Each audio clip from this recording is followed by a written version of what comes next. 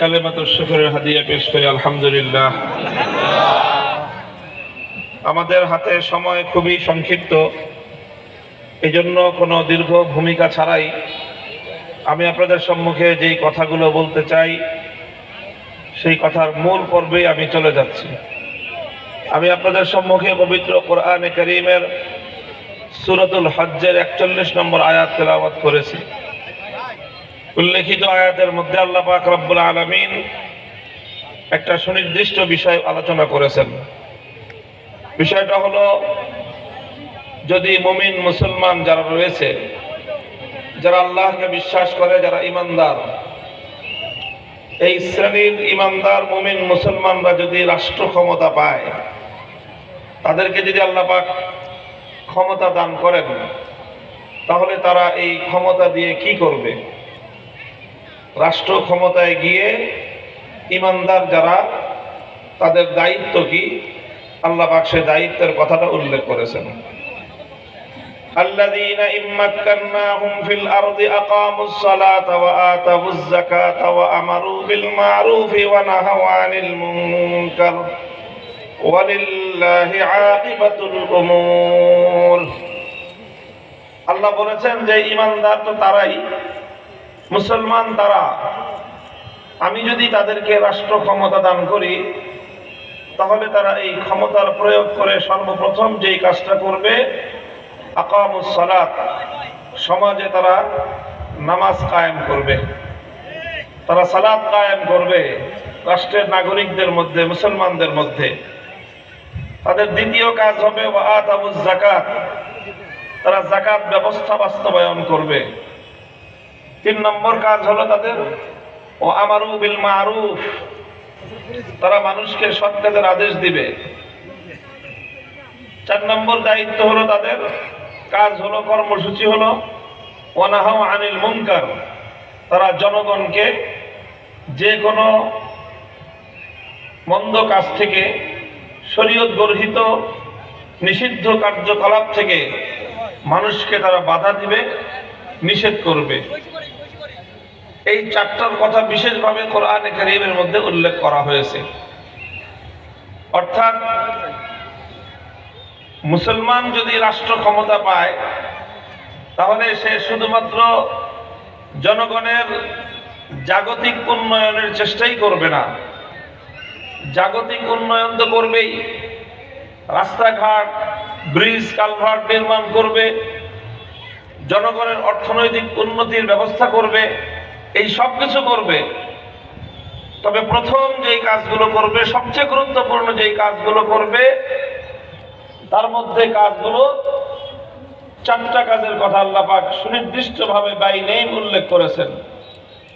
নামাজ কায়েম করা, যাকাত বাস্তবায়ন করা, সৎ কাজের আদেশ দেওয়া, অন্যায় কাজে নিষেধ করা, বাধা দেওয়া, এই 4টা হলো রাষ্ট্রের মৌলিক কাজ। নামাজ কায়েম করাকে এতটা গুরুত্ব এই জন্য দেওয়া হয়, কারণ নামাজ যদি কায়েম হয়, শুধুমাত্র জনগণের পরকালের উন্নতি হবে, শুধুমাত্র আখিরাতের নাজাত পাওয়া যাবে, ব্যাপারটা এতটুকুই নয়। নামাজ কায়েম হলে মানুষের পরকালীন কল্যাণ তো হবেই, সেই সঙ্গে নামাজ কায়েম করলে রাষ্ট্র, জনগণ, জাতির ইহকালীন প্রভূত কল্যাণও সাধন হবে। নামাজের ব্যাপারে কোরআন স্পষ্ট বলেছে, ইন্নাস সালাতা তানহা আনিল ফাহশাই ওয়াল মুনকার, নিশ্চয়ই নামাজ মানুষকে অন্যায় এবং অশ্লীল কাজে নিষেধ করবে, বাধা দিবে।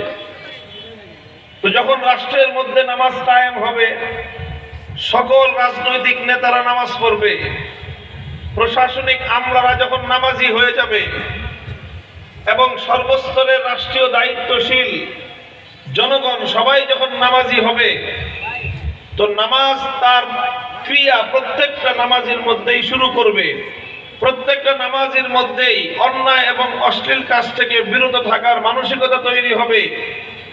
এইভাবে গোটা রাষ্ট্র এবং সমাজ ব্যবস্থার নীতি নৈতিকতা এর উন্নয়ন ঘটবে। মানুষের মধ্যে নীতি নৈতিকতা সৃষ্টি যখন হবে, যখন ঠিকাদার, কন্ট্রাক্টর, আমলা, যারা কাজের তত্ত্বাবধান করে, সকলের মধ্যে যদি নামাজের মাধ্যমে আল্লাহর প্রতি ভয় ভীতি তৈরি হয়, অন্যায় এবং অশ্লীল কাজ থেকে বিরত থাকার প্রবণতা তৈরি হয়, তাহলে ইনশাআল্লাহ সেই জনগোষ্ঠীর মধ্যে কোনোদিন কোনো ব্রিজ কালভার্ট নির্মাণ করার সময় লোহার বদলে বাঁশ দেওয়ার কোনো পরিবেশ ঘটবে না। নামাজ এইভাবে মানুষের জাগতিক উন্নতিতেও ভূমিকা পালন করবে। যেই রাস্তা নির্মাণ হওয়ার কথা 1 কোটি টাকা দিয়ে, রাষ্ট্রের পক্ষ থেকে বরাদ্দ 1 কোটি টাকা রাস্তা নির্মাণ হওয়ার জন্য, সেটা বিভিন্ন জায়গায় দুর্নীতি হতে হতে ভাগ বাটোয়ারা খেতে খেতে মূল রাস্তা নির্মাণে গিয়ে 20 লাখ টাকাও পাওয়া যায় না। এবং এই 1 কোটি টাকার রাস্তা নির্মিত হওয়ার পরে 10 বছর এই রাস্তার লংজিভিটি হওয়ার কথা, টেকসই হওয়ার কথা, সেই রাস্তা 10 মাসও টিকে না। 10 মাস পরে আবার নতুন টেন্ডার করতে হয়, নতুন ভাবে খাওয়া দাওয়া শুরু হয়। প্রচলিত আমাদের দেশের যে রাজনৈতিক বন্দোবস্ত, যে ব্যবস্থা, আপনারা লক্ষ্য করে দেখবেন আমাদের যে বর্তমান রাজনৈতিক সিস্টেম, যে সমাজ ব্যবস্থা, এই সমাজ ব্যবস্থাটাই হলো দুর্নীতিবাজ তৈরি করবার একটা ব্যবস্থাপনা। আপনি লক্ষ্য করে দেখবেন যারা বর্তমানে প্রচলিত রাজনীতির সাথে জড়িত, তাদের প্রত্যেককেই 200, 400, 500 ছেলে পেলে লালন পালন করতে হয়। আমি সমাজের বাস্তব চিত্র বলতেছি, যে যত বড় নেতা তার সেই পরিমাণ সাঙ্গপাঙ্গ লালন পালন করতে হয়। একটা ইউনিয়ন পর্যায়ের একজন সাধারণ নেতাকে অন্তত 50 জন ছেলে পালতে হয়, থানা পর্যায়ের হলে 200 ছেলে পালতে হয়, জেলা পর্যায়ের হলে 1000 ছেলে পেলে পালন করতে হয়। এবং এই সকল ছেলেগুলো দেখবেন যুবক, ইয়াং, অল্প বয়স্ক। এদেরকে জিজ্ঞাসা করবেন তোমার প্রফেশন কি, তোমার কাজ কি? সে পড়াশোনাও করে না, সে কোনো ভার্সিটি অথবা কোনো কলেজের ছাত্র না, সে কোথাও চাকরি করে না, সে কোনো ব্যবসাও করে না। তাহলে করো কি? তার 1 নম্বর একটাই প্রফেশন, ভাইয়ের সাথে থাকি। প্রফেশন কি? ভাইয়ের সাথে থাকি। ভাইয়ের সাথে থাকে মানে ভাইয়ের লাঠিয়াল হিসাবে ভূমিকা পালন করে। এই হলো ভাইয়ের সাথে থাকা। এখন এই যে ভাইয়ের সাথে যে 50টা ছেলে থাকে, এই 50টা ছেলের জীবন জীবিকার দায়িত্ব ভাইকে বহন করতে হয়। এখন ভাইয়ের তো বাপদাদার জমিদারি নাই। 50টা ছেলেকে, 100-200 ছেলেকে লালন পালন করে সে কিভাবে? তখন এই সমাজের মানুষকে নিপীড়ন করে, চাঁদাবাজি করে, মাস্তানি করে, এই সকল করে তখন সে সমাজ থেকে টাকা উত্তোলন করে এইভাবে 100, 200, 500 ছেলেকে লালন পালন করে। 5 বছর পর্যন্ত ইনভেস্ট করে, 10 বছর পর্যন্ত ইনভেস্ট করে, আর একটা আকাঙ্ক্ষায় থাকে, দোয়া করতে থাকে, হুজুরদের কাছে দোয়া চাইতে থাকে যে কোনোভাবে যদি একবার ক্ষমতায় আসতে পারি তো 5 বছরে 25 বছরে যা ইনভেস্ট সব উসুল করে নেবে। এটা হলো একেবারে প্রচলিত রাজনীতির সাধারণ সিস্টেম, সাধারণ একটা সিস্টেমে পরিণত হয়েছে। তো এই জন্য এই সমাজ ব্যবস্থার মূল বুনিয়াদটাই হলো জনগণের এবং রাষ্ট্রীয় সম্পদকে কুক্ষিগত করা, রাষ্ট্রীয় সম্পদের অবৈধ ব্যবহার। এটাই হলো প্রচলিত ব্যবস্থার মূল বা ফাউন্ডেশন এবং বুনিয়াদ। আল্লাহর কোরআন যে ব্যবস্থা দিয়েছে, কোরআন যে সমাজ ব্যবস্থা দিয়েছে, ইসলাম যে রাজনৈতিক বন্দোবস্তের কথা বলেছে, সেই বন্দোবস্তে এই ধরনের কোন যুবক ছেলে পেলে প্রফেশনহীন বেকার থাকবার কোনো সুযোগ নাই, কোন ভাইয়ের সাথে থাকবার কোনো সুযোগ নাই। সেখানে থাকতে হলে প্রত্যেককে যাদের ইনকাম সোর্স দেখাতে হবে। মুহতারাম হাজিরিন, এই জন্য আমরা বলতে চাই, ইন্নাস সালাতা তানহা আনিল ফাহশাই ওয়াল মুনকার। রাষ্ট্র ব্যবস্থার প্রথম দায়িত্ব হলো নামাজ কায়েম করো। নামাজ কায়েম করার মাধ্যমে সমাজের তৃণমূল থেকে মানুষের নীতি নৈতিকতার উন্নয়ন ঘটবে। সমাজ ব্যবস্থার গোড়া থেকে পরিশুদ্ধি শুরু হবে, এবং এই পরিশুদ্ধি যখন শুরু হবে সমাজের মধ্যে কোনো অন্যায়, কোনো অপরাধ চক্রাকারে গড়ে বসতে পারবে না। 2 নম্বর দায়িত্ব হলো আতাউজ যাকাত, যাকাত ব্যবস্থা বাস্তবায়ন করা। আল্লাহ প্রদত্ত যে যাকাত ব্যবস্থা, তুখাযু মিন আগনিয়াইহিম ওয়া তুরাদ্দু আলা ফুকারাইহিম। যাকাতের মূল কথাই হলো প্রত্যেকটা সমাজের ধনী শ্রেণীর থেকে একটা পোরশন, একটা অংশ, তাদের সম্পদের একটা অংশ রাষ্ট্র গ্রহণ করে সেই সম্পদটাকে ওই সমাজের, ওই এলাকার দরিদ্র জনগোষ্ঠীর মধ্যে বন্টন করে দেয়া। যাকাত ব্যবস্থা যদি কোনো সমাজে বাস্তবায়িত হয়, তাহলে আল্লাহ পাকের প্রাকৃতিক নিজাম অনুযায়ী, আল্লাহ পাকের সৃষ্টিগত ব্যবস্থাপনা অনুযায়ী সেই সমাজে দারিদ্র্য বলতে কোনো কিছু থাকতে পারে না। সমাজের প্রত্যেকটা মানুষের মধ্যে অর্থনৈতিক ভারসাম্য তৈরি হবে। একদল মানুষ আঙ্গুল ফুলে কলা গাছ হবে, দেশে বিদেশে অজস্র হাজার হাজার কোটি টাকার সম্পদের পাহাড় গড়বে, বিদেশে বেগমপাড়া গড়বে, প্রত্যেক দেশে দেশে সুইস ব্যাংকে লক্ষ কোটি টাকার মজুদ করবে, আর দেশে সাধারণ মানুষ না খেয়ে মরবে। ইসলামী অর্থ ব্যবস্থা বাস্তবায়ন হলে অর্থনৈতিক বৈষম্যের কোনো সুযোগ থাকে না। এই জন্য আল্লাহ পাক রব্বুল আলামিন বলেছেন যে যদি আমি ঈমানদারদেরকে রাষ্ট্র ক্ষমতা দান করি, তাহলে তারা প্রথমেই নামাজ কায়েম করবে, এরপরে তারা যাকাত বাস্তবায়ন করবে। আমারু বিল মারুফ, সৎ কাজের আদেশ দিবে। একটা হলো সৎ কাজের দাওয়াত দেওয়া, সৎ কাজের আহ্বান করা, সৎ কাজের ওয়াজ করা, এটা এক কাজ। সৎ কাজের আদেশ করা এটা আরেকটা কাজ। আমর বিল মারুফ আমরা সকলে শুনে থাকি, আমি পার্থক্যটা বুঝাই দিই আপনাদেরকে। একটা হলো সৎ কাজের আহ্বান জানানো, সৎ কাজের দাওয়াত দেওয়া, সৎ কাজের ওয়াজ করা, এটা হলো একরকম কাজ। এই কাজের বৈশিষ্ট্য হলো যে এখন আমরা যেরকম বলতেছি, ওয়াজ করতেছি, বুঝাইতেছি মানুষকে, হাতে পায়ে ধরে মানুষকে দাওয়াত দিচ্ছি, আহ্বান করতেছি, এটাকে সৎ কাজের আদেশ বলে না, এটা সৎ কাজের দাওয়াত বলে। এটাই কি বলে? এটাই কি বলে? এটা হলো ভালো কাজের দাওয়াত। রাষ্ট্রের দায়িত্ব শুধু দাওয়াত দেওয়া নয়, রাষ্ট্রের দায়িত্ব হলো দাওয়াত দেওয়া, দাওয়াত দেওয়ার পরে সৎ কাজ না করলে ঠ্যাঙ্গায় ঠ্যাং ভাঙে দেওয়া।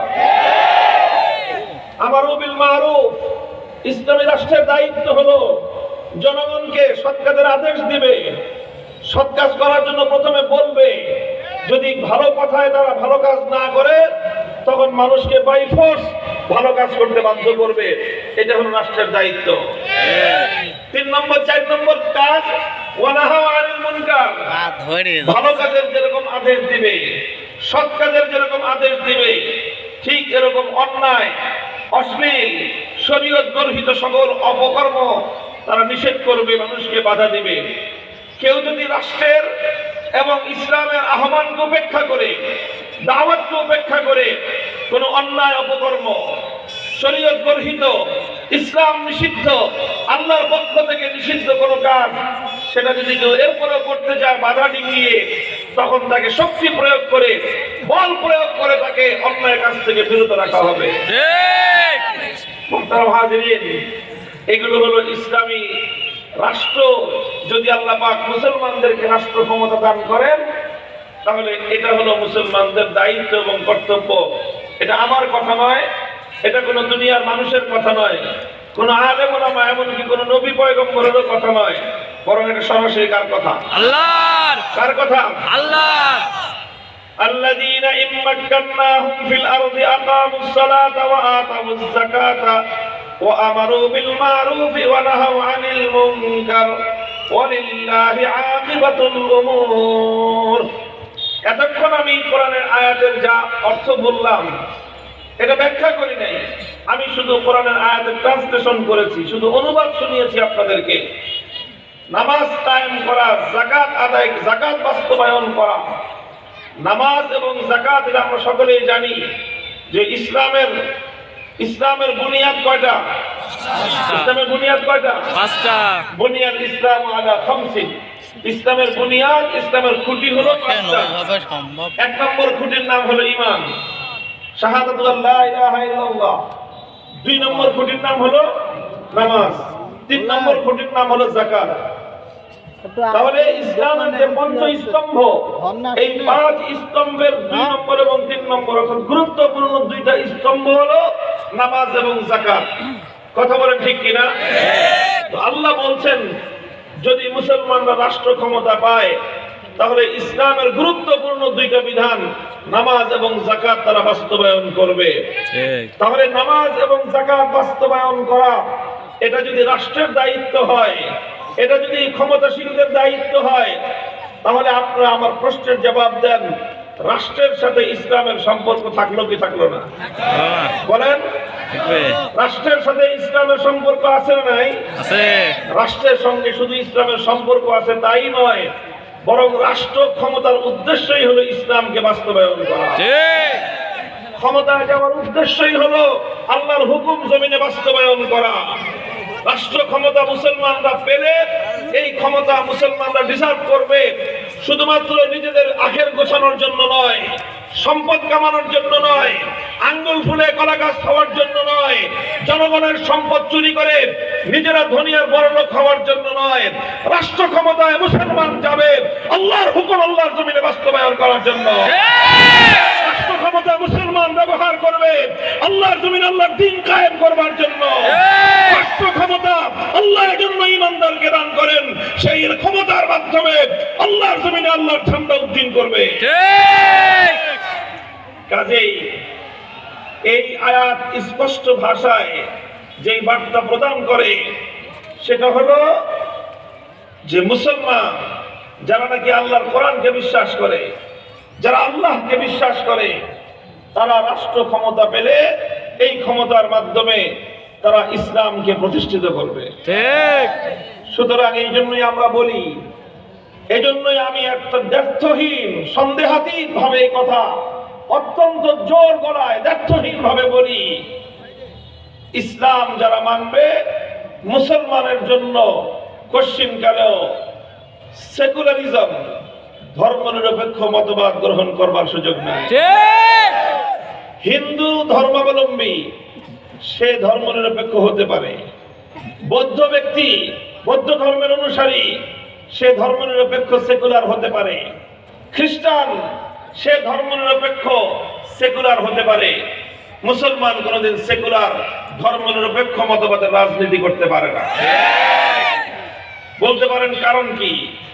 হিন্দু বৌদ্ধ খ্রিস্টান পারলে মুসলমান পারবে না কেন? হিন্দু বৌদ্ধ খ্রিস্টান অন্যান্য ধর্মাবলম্বীরা যদি রাজনৈতিক মতবাদ হিসেবে সেকুলারিজমকে ধর্মনিরপেক্ষ মতবাদকে যদি তারা গ্রহণ করতে পারে, তাহলে মুসলমান কেন ধর্মনিরপেক্ষ মতবাদকে গ্রহণ করতে পারবে না? কেউ যদি প্রশ্ন করে তাহলে তার প্রশ্নের জবাব ভালো করে বুঝে রাখেন। আগে ধর্মনিরপেক্ষ মতবাদ বলতে কি বোঝানো হয় সেটা আগে বুঝেন। ধর্মনিরপেক্ষ মতবাদ সেকুলারিজম, যার বাংলা অনুবাদ করা হয় ইহজাগতিকতা, পার্থিব বিষয়।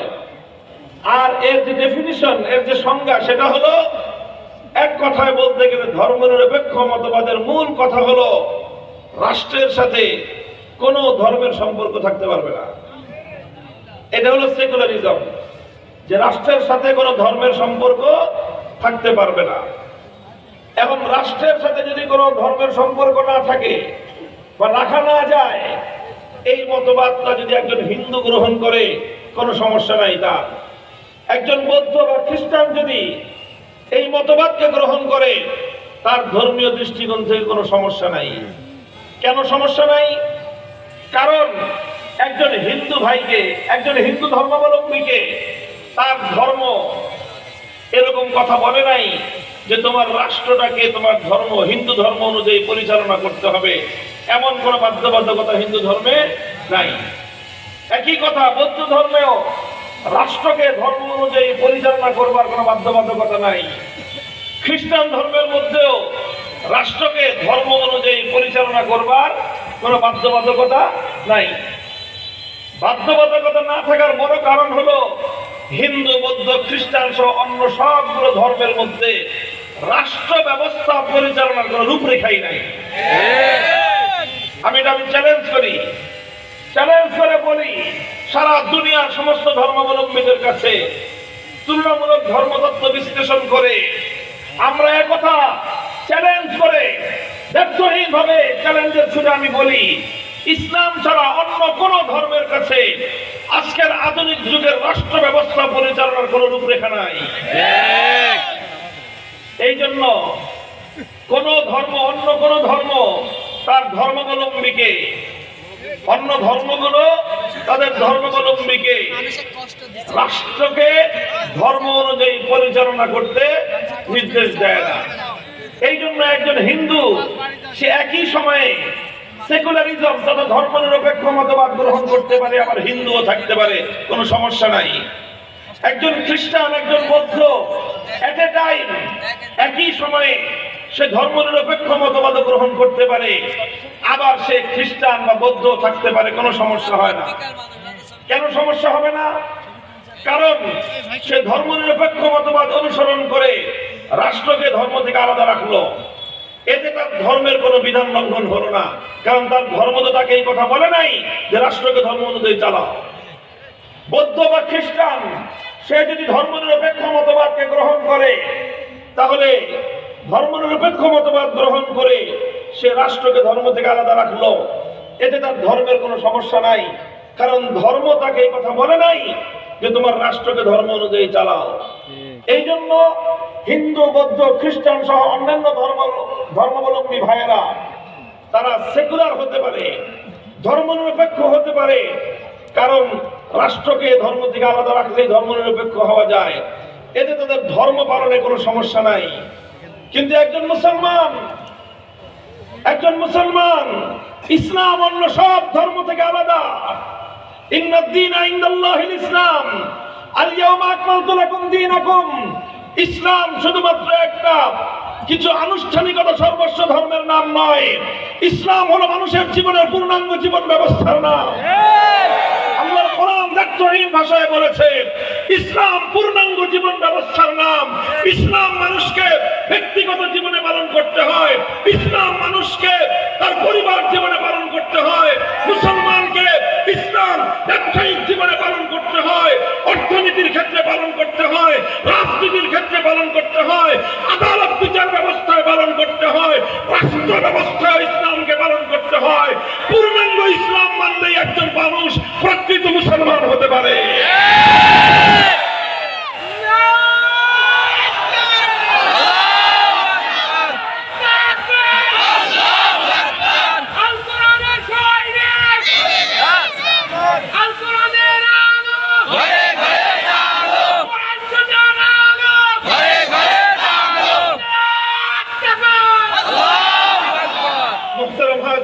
এই জন্য যেহেতু ইসলাম একটা পূর্ণাঙ্গ জীবন ব্যবস্থার নাম, ইসলাম কমপ্লিট কোড অফ লাইফের নাম, এই জন্য ইসলামের মধ্যে যেরকম ইবাদতের বিধান আছে, ইসলামের মধ্যে যেরকম মানুষের আচার আচরণ সংক্রান্ত বিধান রয়েছে, একইভাবে আল্লাহর কোরআনের কমপক্ষে 400-500 আয়াত এমন রয়েছে যে আয়াতগুলো বাস্তবায়ন করতে হলে রাষ্ট্র ক্ষমতার প্রয়োজন। রাষ্ট্র ক্ষমতা ছাড়া কোরআনের সেই আয়াতগুলোর উপর আমল করা সম্ভব নয়। এই জন্য রাষ্ট্র ক্ষমতা ইসলামের আওতায় না আসা পর্যন্ত পূর্ণাঙ্গ কোরআন এবং ইসলাম আল্লাহর জমিনে বাস্তবায়ন হতে পারে না। এই জন্য একজন মুসলমান যদি সে ধর্মনিরপেক্ষ মতবাদের রাজনীতি করতে চায়, তাহলে তার সমস্যা যেটা হবে সেটা হলো এই, এখন তার সামনে দুই ধরনের নির্দেশনা আসবে। সে যদি ধর্মনিরপেক্ষ মতবাদ অনুসরণ করতে চায়, তাহলে ধর্মনিরপেক্ষ মতবাদ অনুযায়ী রাষ্ট্রকে ধর্ম থেকে আলাদা করতে হবে। কথা বলেন ঠিক না বেঠিক? ধর্মনিরপেক্ষ মতবাদ অনুযায়ী রাষ্ট্রকে ধর্ম থেকে আলাদা করতে হবে। আবার যদি সে ইসলাম মানতে চায়, তাহলে ইসলাম বলবে রাষ্ট্রকে ধর্মের আন্ডারে নিয়ে আসো। ইসলাম বলবে রাষ্ট্রকে দিয়ে নামাজ কায়েম করো, ইসলাম বলবে রাষ্ট্রকে দিয়ে যাকাত বাস্তবায়ন করো, ইসলাম বলবে রাষ্ট্রকে দিয়ে আল্লাহর দ্বীন দুনিয়াতে বাস্তবায়ন করো। তাহলে ধর্মনিরপেক্ষ মতবাদ বলতেছে রাষ্ট্রকে ধর্ম থেকে আলাদা করো, ইসলাম বলতেছে রাষ্ট্রকে ধর্মের আন্ডারে আনো। এখন এই দুটো নির্দেশ একই সময়ে পালন করা সম্ভব না। তুমি ধর্মকে রাষ্ট্র থেকে বিচ্ছিন্ন করবা, আবার রাষ্ট্রকে ধর্মের আন্ডারে আনবা, এই দুটো কোশ্চিন গেলেও একসঙ্গে বাস্তবায়ন করা সম্ভব নয়। তখন যে কোনো একটা মানতে হবে, আর একটাকে তোমার ছাড়তে হবে। কথা বলে ঠিক কিনা? তোমার যে কোনো একটাকে মানতে হবে, আর একটাকে ছাড়তে হবে। এখন কেউ যদি বলে যে ঠিক আছে আমি ধর্মনিরপেক্ষ মতবাদের রাজনীতি করি, আমি এটাই ধরবো, that is your own right, তুমি সেটা করতে পারো। তুমি ধর্মনিরপেক্ষ মতবাদকে যদি আঁকড়ে ধরতে চাও, সেক্ষেত্রে তোমার ইসলাম ছুটে যাবে। আর যদি তুমি ইসলামকে ধরতে চাও, যদি বলো যে আমি মুসলিম, ইসলামই আমার সবচেয়ে বড় কথা, আমার শেষ কথা ঈমান, যদি তুমি ইসলামকে ধরে থাকতে চাও, ধর্মনিরপেক্ষ মতবাদের উপর থাকার কোনো সুযোগ তোমার নাই।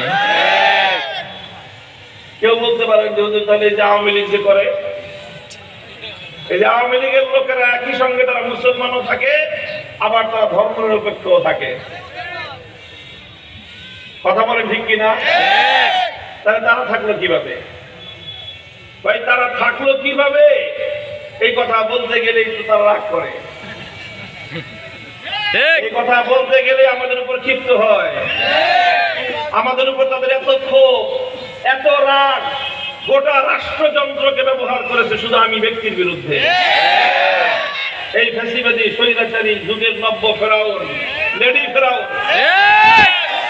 অন্যায় একটাই ছিল আমাদের, বলেছিলাম মুসলমানদের জনপদে মুসলমানদের সম্পদ দিয়ে ভাস্কর্য নামক মূর্তি নির্মাণ করা যেতে পারে না।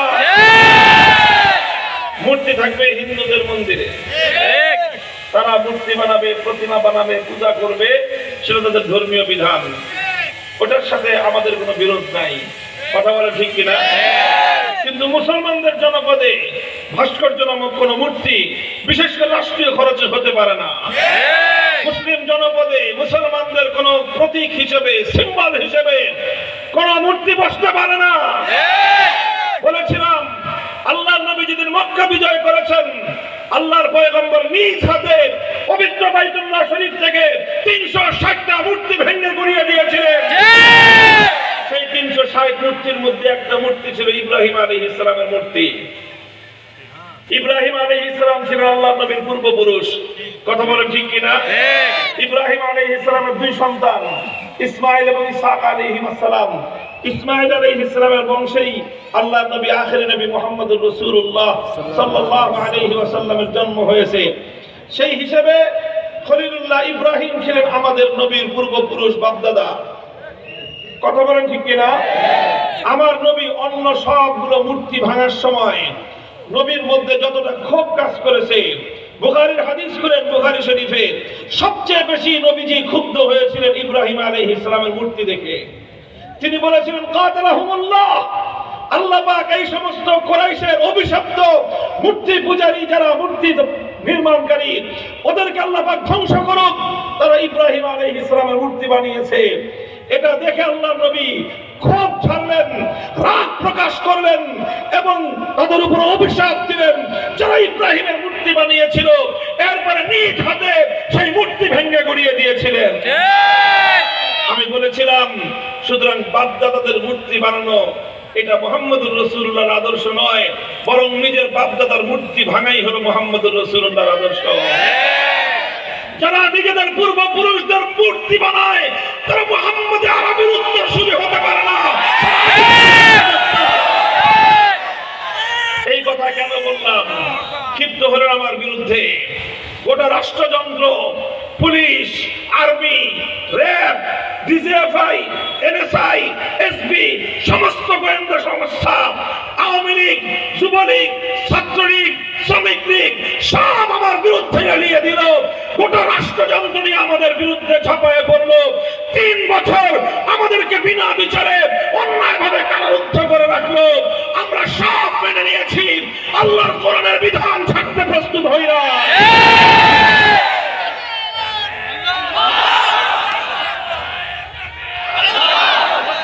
মুহতারাম হাজিরিন, এটা আমাদের স্পষ্ট পয়গাম, কারণ এই জায়গাগুলোতে আপোষ করার কোনো সুযোগ নাই, আপোষ করার কোনো সুযোগ নাই।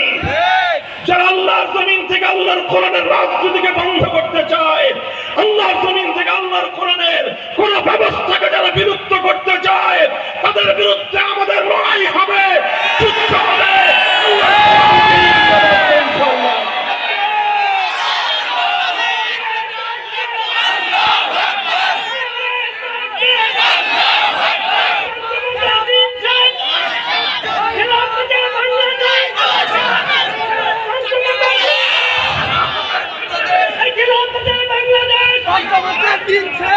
আগস্টের ঐতিহাসিক বিপ্লব বাংলাদেশকে নতুন একটা বার্তা দিচ্ছে।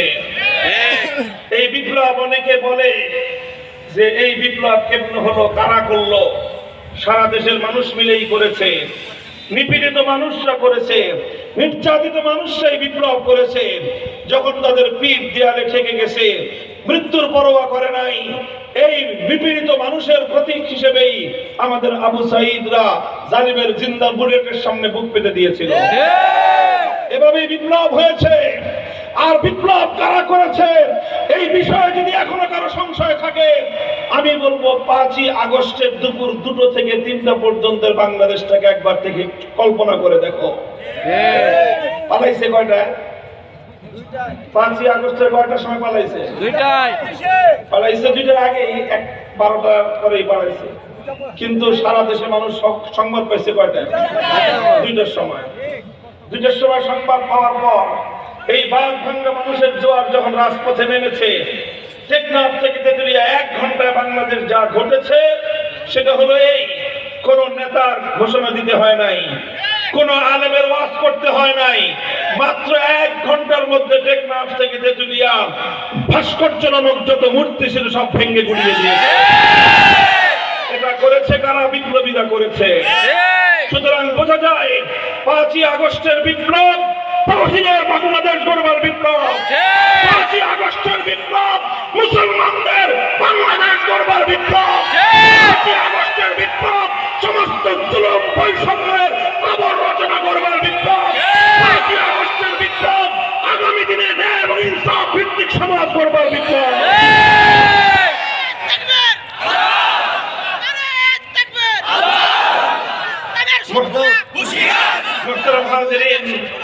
আমি মনে করি 5ই আগস্টের বিপ্লব পূর্ণাঙ্গ ইসলামী বিপ্লব না হলেও এটা ইসলামী বিপ্লবের সূর্যোদয়ের আগের সুবহে সাদেক। সূর্যোদয় হওয়ার 1 ঘন্টা আগে পূর্ব দিগন্তে সুবহে সাদেকের উদয় ঘটে।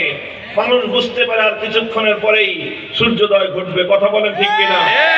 5ই আগস্টের বিপ্লব ভিনদেশী কৃতদাসী তল্পিতল্পা সহ দেশ ছেড়ে চলে যেতে বাধ্য হওয়া, টেকনাফ থেকে তেতুলিয়া সমস্ত মুসলিম জনপদের মূর্তিগুলো ভেঙে চুরমার হয়ে যাওয়া, এই সবগুলো বিষয় আমাদেরকে নতুন পয়গাম দিচ্ছে।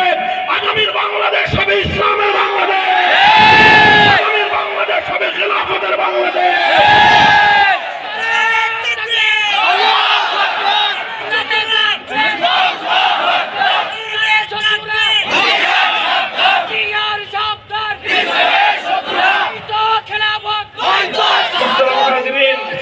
তবে মনে রাখবেন বিপ্লব হবে ইনশাআল্লাহ। ইনশাআল্লাহ কথা বলেন ঠিক কিনা? তবে এই বিপ্লব শুধু বক্তৃতা দিয়ে হবে না, শুধু স্লোগান দিয়েও হবে না।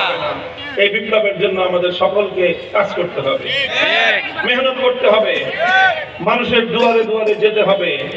ইসলামের সৌন্দর্য, ইসলামের শ্রেষ্ঠত্ব, ইসলামী রাষ্ট্র ব্যবস্থার সৌন্দর্যের কথা মানুষের কাছে তুলে ধরতে হবে। এই কাজ করবেন তো আপনারা ইনশাআল্লাহ? ইনশাআল্লাহ ঘাম ঝরানো পরিশ্রম করতে হবে। ঘাম ঝরানো পরিশ্রম করবেন ইনশাআল্লাহ। ঘাম ঝরানো পরিশ্রম দিয়ে বিপ্লব আসে না, এরপরে আল্লাহর সাহায্যের প্রয়োজন হয়। ঠিক 5ই আগস্টের বিপ্লব শুধু মানুষের জমিনের মানুষরা করে নাই, বরং আসমানওয়ালা সাহায্য করেছেন বলেই বিপ্লব হয়েছে। বিশ্বাস করেন এটা? আল্লাহর সাহায্য ছাড়া এই বিপ্লব হওয়া সম্ভব ছিল না। তো এরপরে চোখের পানি ছেড়ে আল্লাহর সাহায্য চাইতে হবে। এই ঘাম আর অশ্রু দিয়ে যখন আমরা চেষ্টা করতে থাকবো, আল্লাহর কাছে চাইতে থাকবো, ঘাম আর অশ্রু দিয়ে বিপ্লবের জন্য জমিন এক সময় উর্বর হয়ে উঠবে। তখন সেই বিপ্লবের উর্বর জমিনে বুকের তাজা রক্ত দিয়ে ইসলামের বিপ্লব করতে হবে। বাতিলের মোকাবেলায় আবু সাঈদদের মতো, মীর মুগ্ধদের মতো সমস্ত অন্যায় এবং অবিচারের বিরুদ্ধে রুখে দেওয়ার জন্য বুক পেতে দিয়ে সামনের দিকে অকুতভ হয়ে এগিয়ে যেতে হবে। প্রয়োজন হলে শহীদি ঈদগাহে কাফনের কাপড় মাথায় বেঁধে শাহাদাতের জন্য কারা কারা প্রস্তুত থাকবো।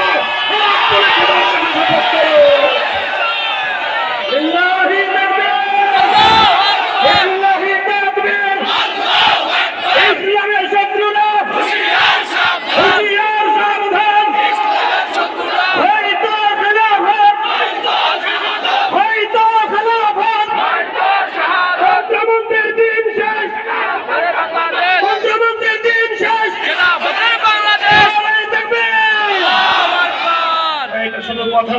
না শপথ?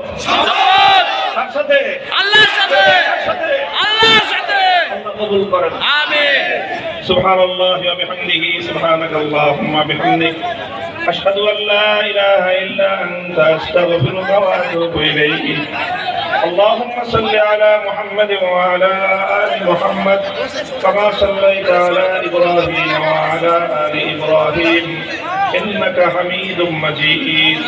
يا حي يا قيوم برحمتك نستغيث أصلح لنا شأننا كله ولا تكلنا إلى أنفسنا طرفة عين. إله العالمين رب العالمين আল্লাহ পাক দুপুরে প্রচন্ড রোদ উপেক্ষা করে হাজার হাজার আপনার প্যারা দিনের বান্দারা দিনকে ভালোবেসে কোরআনকে ভালোবেসে আল্লাহ এখানে জমায়েত হয়েছে। আজকের এই মজমাকে আপনি কবুল করে নিন। হায় আল্লাহ, যে সকল যুব সমাজের ভাইয়েরা আয়োজন করেছেন, মেহনত করেছেন, শ্রম দিয়েছেন, হায় আল্লাহ আপনি তাদেরকে উত্তম বিনিময় নসিব ফরমান। হায় আল্লাহ ইলাহুল আলামিন, আমাদের এই মাতৃভূমির প্রতি ইঞ্চি মাটিকে আপনি ইসলামের ঘাঁটি হিসেবে কবুল করে নিন। হায় আল্লাহ ইলাহুল আলামিন রব্বুল আলামিন, আমাদের উপর আপনি খাস রহম করুন আল্লাহ।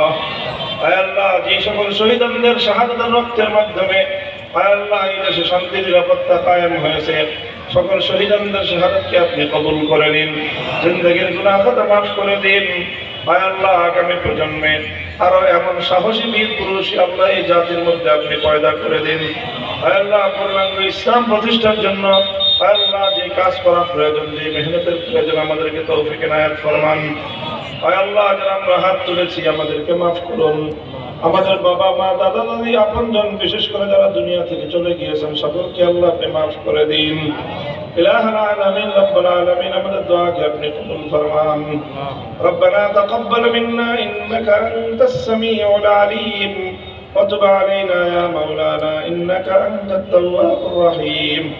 সুবহান রাব্বিকা রাব্বিল ইজ্জাতি আম্মা ইয়াসিফুন ওয়া সালামুন আলাল মুরসালিন আলহামদুলিল্লাহি রাব্বিল আলামিন।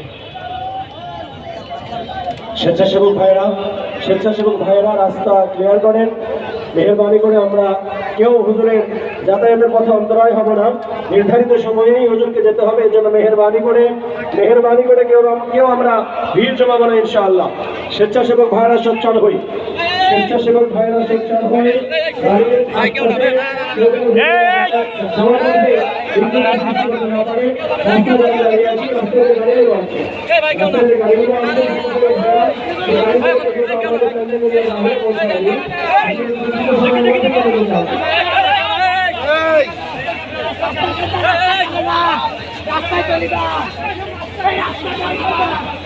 রাস্তা ছাড়